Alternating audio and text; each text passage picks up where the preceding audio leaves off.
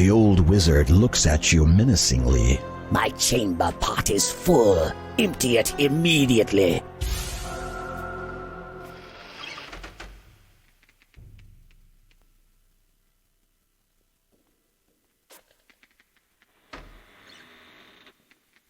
Nimbly, you grab the nasty cat by the scruff of its neck, avoiding its needle-sharp claws. Now that you have it, what are you going to do with it? You manage to pluck some fur before he viciously scratches and leaps from your arms. With grim satisfaction, you survey your wounds.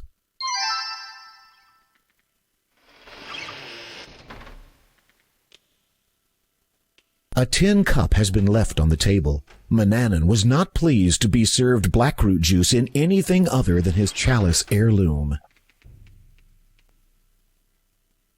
The perfect servant, aren't you?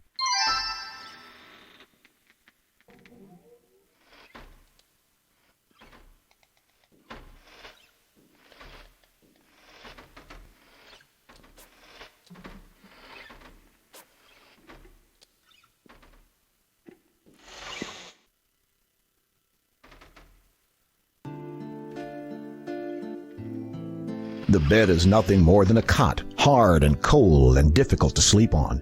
Your pillow is small and flat, as it is made of old rags. You look into the cracked mirror hanging on the wall. Your reflection shows a tall, handsome lad dressed in dirty rags. Your dresser? This is your own pitiful bedchamber. Compared to Manannan's fine room, yours is almost a cell. The bed is hard and uncomfortable, with only a threadbare blanket and a small, flat pillow. The other furnishings are junk, but as poor as it is, it's your haven, as the wizard never enters it.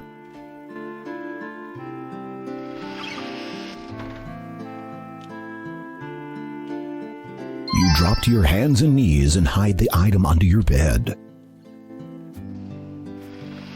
Your feet.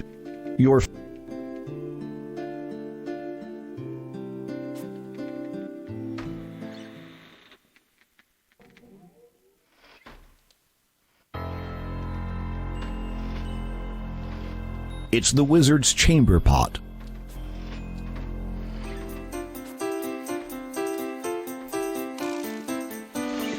Wrinkling your nose in disgust, you throw the smelly contents of the chamber pot out the open window. What a way to make a living.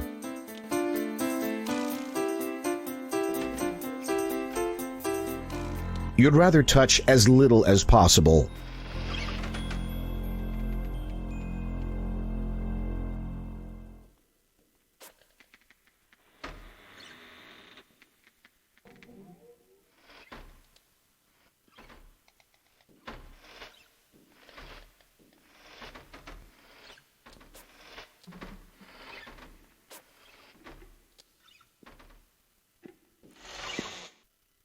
It's just your old tin bucket. Your muscles ache as you recall the long hours spent churning butter. Your trusty knife is hanging on the rack. This is the kitchen of the wizard's house. Other than your own bedchamber, this is the only place in the house that you feel you can call your own. The wizard rarely enters the kitchen.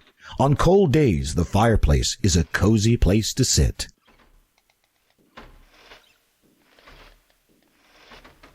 You take the mutton chop and carry it with you.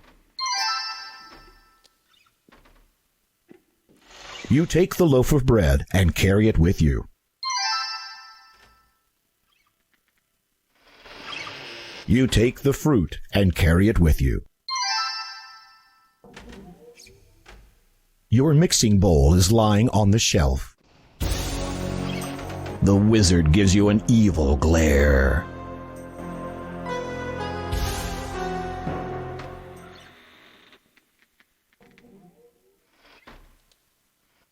You retrieve the clay bowl from the kitchen shelf and take it with you.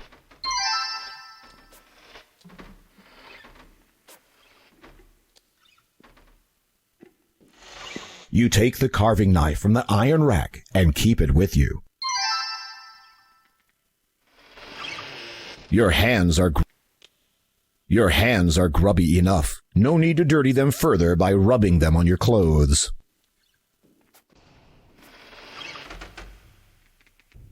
You take the wooden spoon from the iron rack and keep it with you.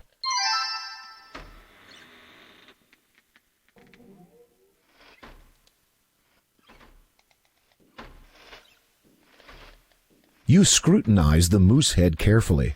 While it is long past its grazing days, you feel sorry for the poor old thing.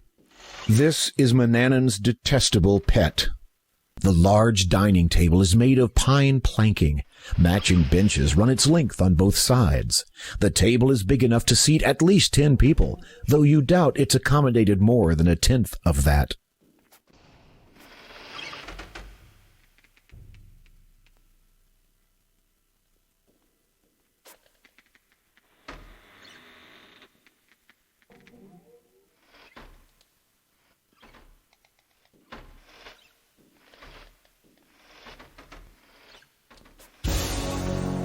The wizard's glare makes you suddenly feel very, very small. I have decided to take a journey.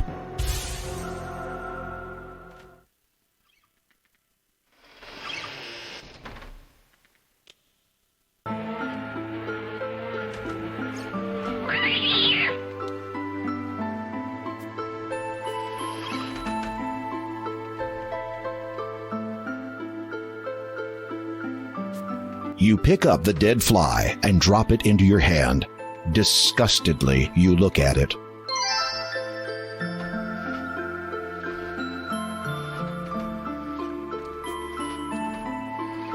Picking off its wings, you throw the rest away.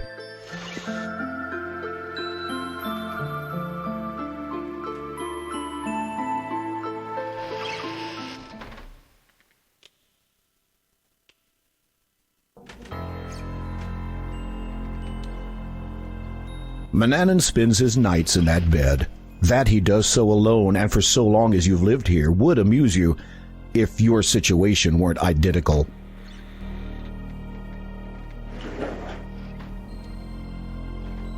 It's a lovely handheld mirror. Manannan's a vain old codger, isn't he? A bottle with a cat's head on it. Manannan must be allergic to cats. A comb, perfectly suited for the maintenance of long facial fleece. A bottle with a green leaf stopper contains some cat mint. Your breath smells. You take the wizard's hand mirror. Presumably, these are Manannan's reading glasses. You've never seen him read. He spends most of his time watching the townspeople, or you. So far, you're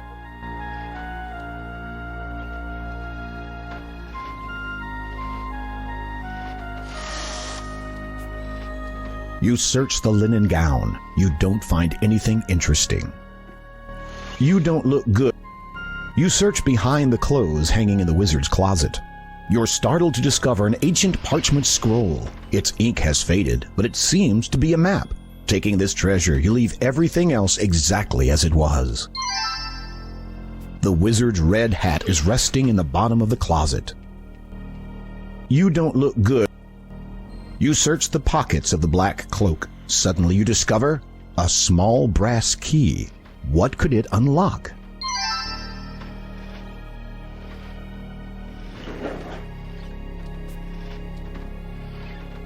A blue bottle labeled with a V. Given local topography, you're guessing it stands for vertigo. Manannan must have a little trouble with heights. It's a bottle of rose petal essence. 3 vials contain small quantities of hair, all in different colors. That's odd. They're all labeled Gwydion. You don't have a problem. You've never wanted to smell like a rose, but... chocolate creams. No, wait a minute. They're chocolate-coated insects. Yuck! You've only been fed slop in your life. Bit late to be starting on crunchy food. They're of...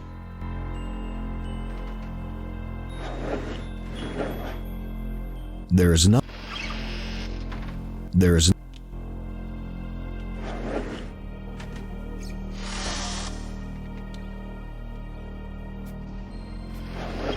You'd rather touch as little as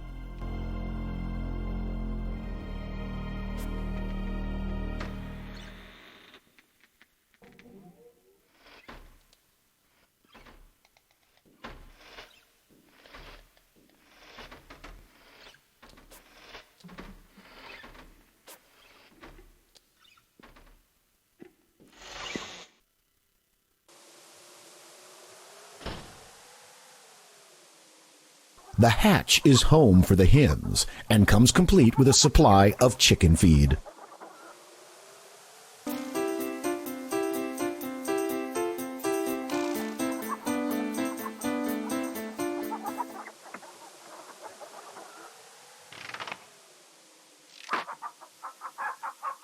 Where would you put it? You pick up the chicken. You gently pluck a feather from the chicken and gently set it back on the ground.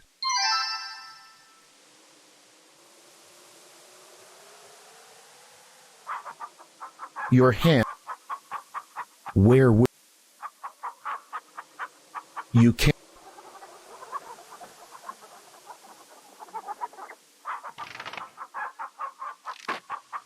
your hand.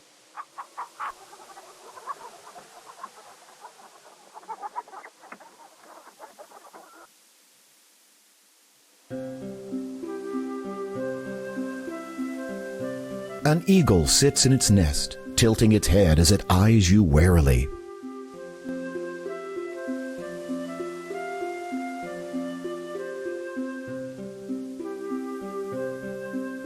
It's solid.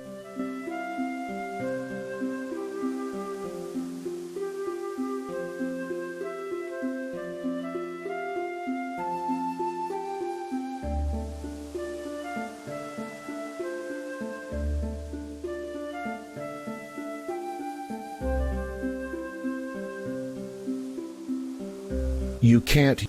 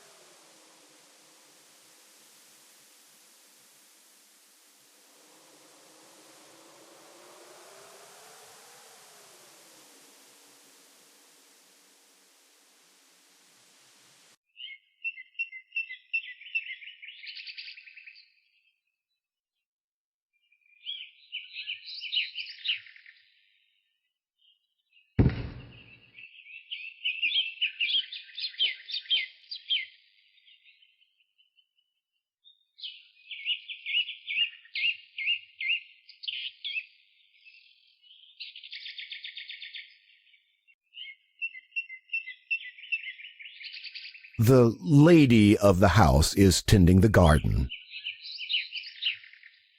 Hello. Sorry.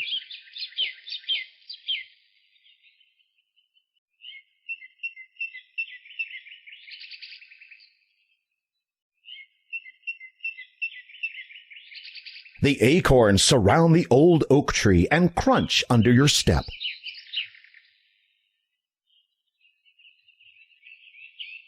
You pick and poke among the fallen acorns looking for dried ones. You don't find any. These are all newly fallen.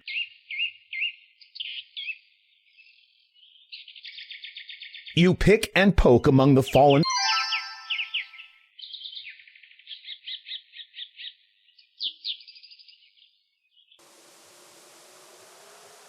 A snake has shed its skin and left it in the desert sun.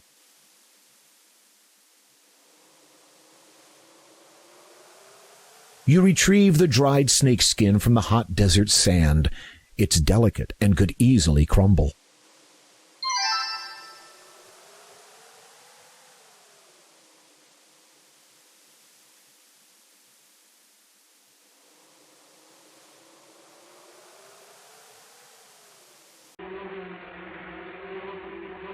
The trunk is home to a fair few bees. It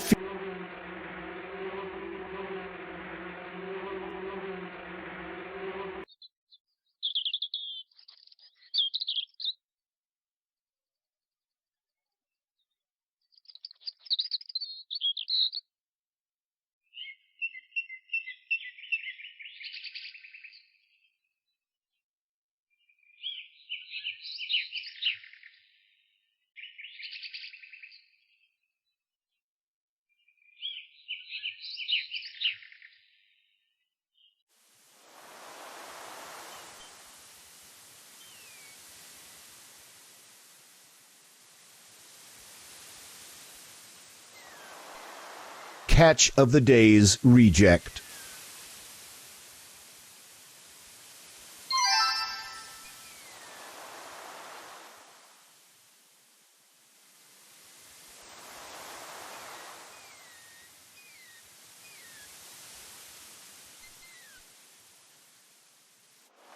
The store sits on the south side of the pier.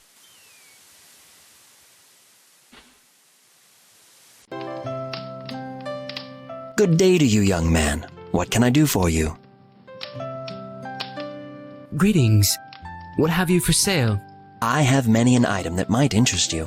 For instance, you might wish to purchase a leather pouch, very suitable for carrying things in, as you might expect. Indeed. Anything else? I have numerous consumables that you may wish to acquire. Take a look at the shelf behind me. See if there's anything you would like. There's nothing on it worth counting. A content, hairy dog sits on the floor of the store. Its name tag reads, Hank. You pat the hairy dog and are rewarded with a handful of malted hair. The shelves are stocked with many useful items, such as leather pouches, salt, fish oil, and lard.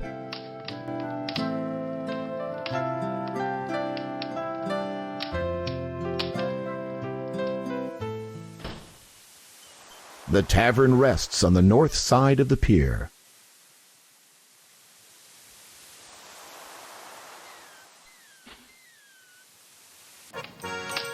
What'll it be for you, sir?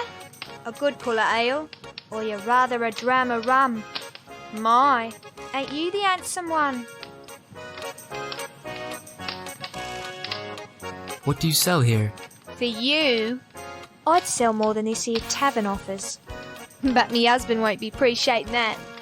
I meant, what beverages do you serve? What's that? Drinks. What drinks do you serve?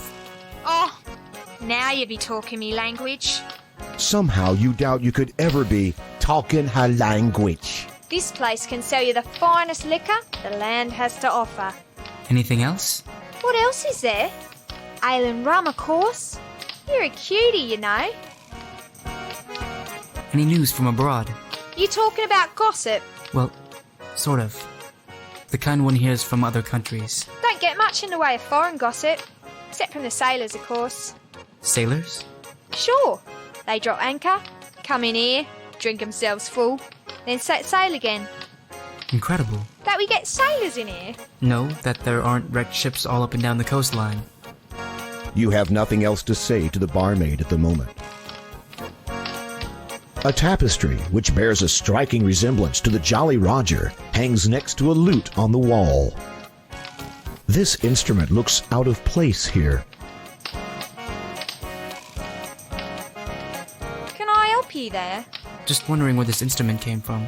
Young man used to come in here a long time ago. About your age, according to me daddy. Had that thing he liked to play. Seemed to make him happy. The barmaid looks like she can handle anything from rowdy patrons to sneaky thieves. Better not press your luck.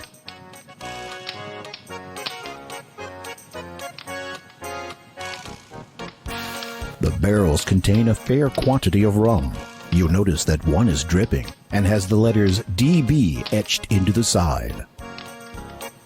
A pretty, buxom barmaid stands there with an air of hardened determination. You get the feeling that she doesn't take guff from anybody.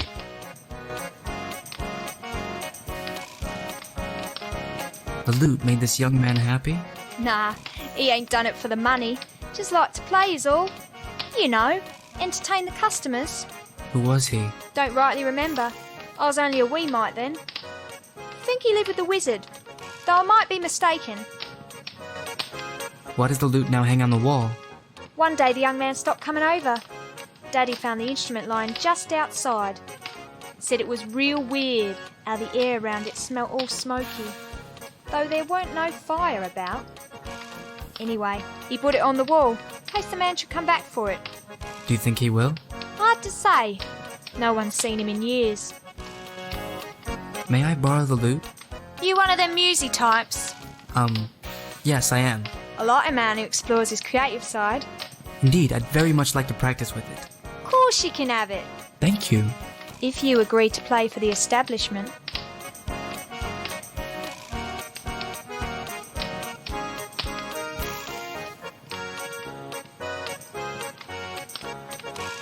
I'll give it a try.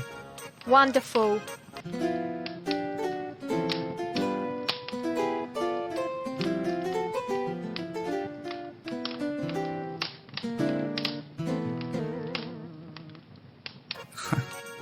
I'm a bit rusty. You sure are.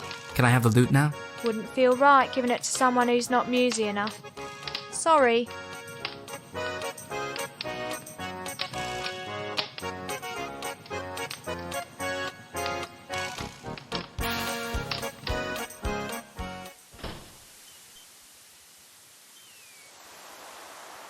You pull out your magic map. You feel a strange pulling sensation.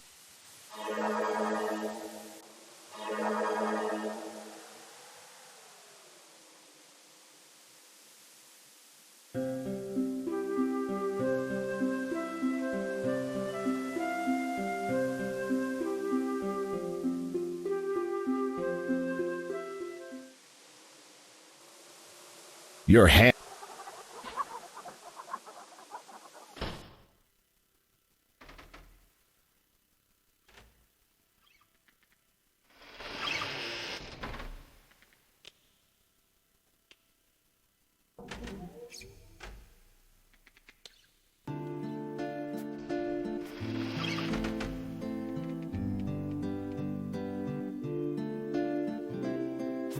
You get on your hands and knees and quickly shove all your possessions under the bed. They will be safe from the wizard's sharp eyes there.